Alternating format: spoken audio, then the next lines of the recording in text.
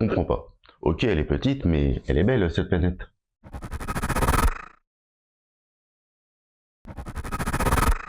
Salut tout le monde, c'est Kilio, et aujourd'hui je vais te parler de Pluton.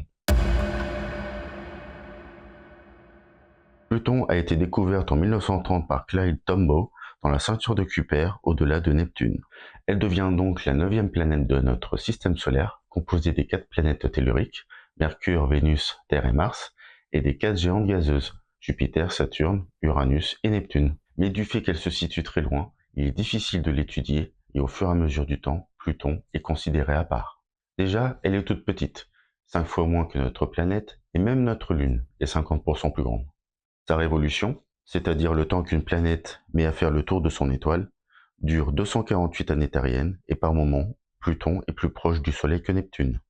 Et alors que les 8 planètes ont une orbite plus ou moins stable, celui de Pluton est décalé de 17 degrés.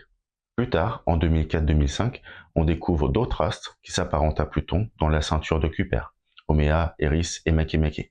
Même chose, ils sont de petite taille, plus ou moins sphériques et possédant des satellites naturels. Et nous avons aussi Cérès, situé dans la ceinture d'astéroïdes entre Mars et Jupiter.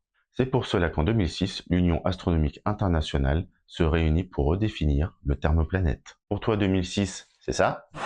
Oh non, pas ça! Pas aujourd'hui, pas maintenant, pas après tout ce que tu as fait! Alors que pour Pluton, c'est plutôt ça. Yes! Il décide donc 3 critères qui définissent une planète. Petit 1, être en orbite autour du Soleil. Petit 2, avoir une masse suffisante pour avoir un équilibre hydrostatique. Un mot bien compliqué pour dire qu'elle doit ressembler à une sphère, c'est tout. Et petit 3, être capable de dégager de son voisinage tout corps céleste hormis ses lunes. Et c'est avec ce 3e critère que les choses se corsent pour Pluton. Car elle n'est pas assez massive pour empêcher astéroïdes et comètes d'être dans son sillage. C'est pour cela que Pluton est classifié en tant que planète naine. Malgré ce déclassement, cette planète n'est pas mise de côté, puisque la NASA lance en 2006 la sonde New Horizons, qui a pour mission, entre autres, d'étudier Pluton et les autres objets célestes de la ceinture de Kuiper. 9 ans plus tard, en 2015, la sonde est proche de Pluton et nous offre ces images inédites de cette planète.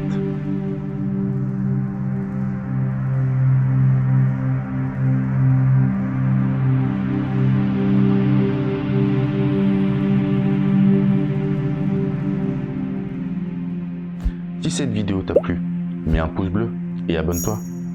Et à bientôt pour une prochaine vidéo.